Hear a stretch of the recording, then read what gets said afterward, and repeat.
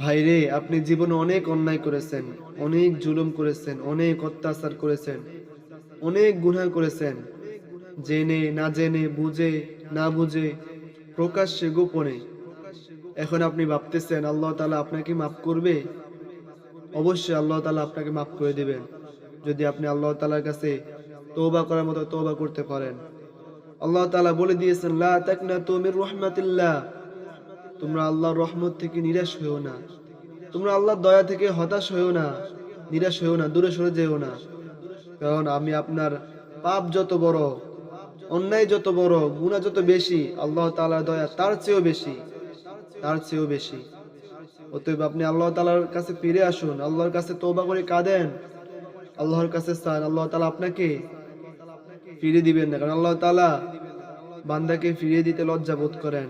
অতএব আপনি গুনাহ করছেন তো কি হয়েছে, আল্লাহ তাআলার কাছে ফিরে আসুন, আল্লাহ তাআলা আপনাকে মাফ করে দিবে। আল্লাহ তাআলার কোরআনের কথা